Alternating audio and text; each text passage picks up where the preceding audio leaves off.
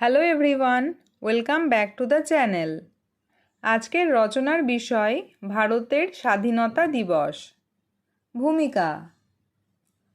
15ই August ভারতের প্রতিটি নাগরিকের কাছে একটি অত্যন্ত গর্বের ও আনন্দের দিন। 1947 সালের এই দিনে আমাদের প্রিয় দেশ ব্রিটিশ শাসনের পরাধীনতা থেকে মুক্তি পেয়েছিল।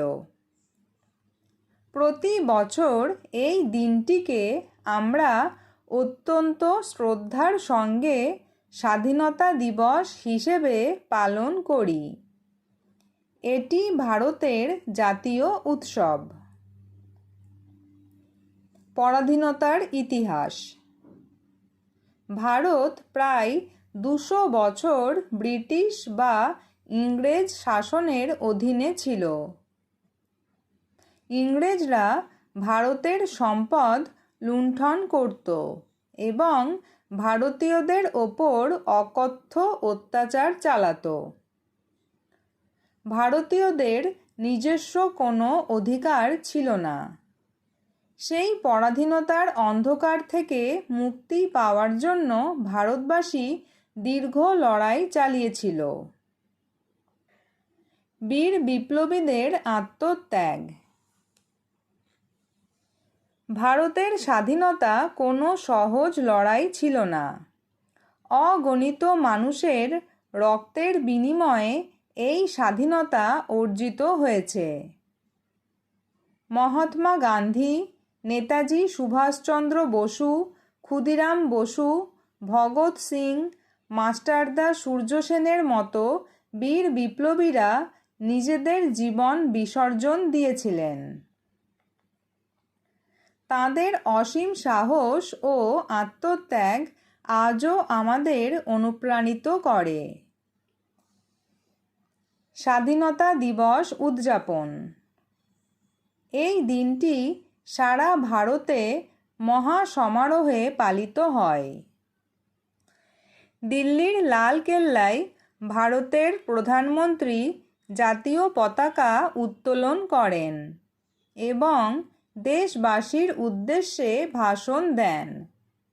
দেশের প্রতিটি স্কুল, কলেজ, অফিস এবং পাড়ায় পাড়ায় জাতীয় পতাকা উত্তোলন করা হয়। দেশাত্মবোধক গান, কুচকাওয়াজ এবং সাংস্কৃতিক অনুষ্ঠানের মাধ্যমে দিনটি উদযাপিত হয়। পতাকার মর্যাদা। আমাদের জাতীয় পতাকা তিরঙ্গা আমাদের গর্ব। এই পতাকার 3টি রঙের আলাদা তাৎপর্য আছে।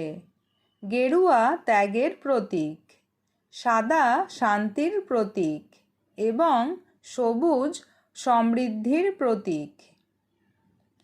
এই দিনটিতে আমরা শপথ নিই যেন আমাদের জাতীয় পতাকার মান সর্বদা উচ্চে থাকে। বর্তমান ভারতের দায়িত্ব। স্বাধীনতার অর্থ শুধু পতাকা উত্তোলন নয়। স্বাধীনতার প্রকৃত অর্থ হল দেশের উন্নতিতে অবদান রাখা। আজ ভারত বিজ্ঞান, প্রযুক্তি ও অর্থনীতিতে এগিয়ে চলেছে, কিন্তু দেশ থেকে দারিদ্র্য, অশিক্ষা এবং দুর্নীতি দূর করতে আমাদের তরুণ প্রজন্মকে এগিয়ে আসতে হবে। উপসংহার। স্বাধীনতা আমাদের অমূল্য সম্পদ। বহু ত্যাগের বিনিময়ে পাওয়া এই স্বাধীনতাকে রক্ষা করা আমাদের প্রত্যেকের পরম কর্তব্য। দেশের প্রতি ভালোবাসা এবং জাতীয় সংহতি বজায় রাখাই হোক আজকের দিনের মূল লক্ষ্য। আমরা গর্বিত যে আমরা স্বাধীন ভারতের নাগরিক।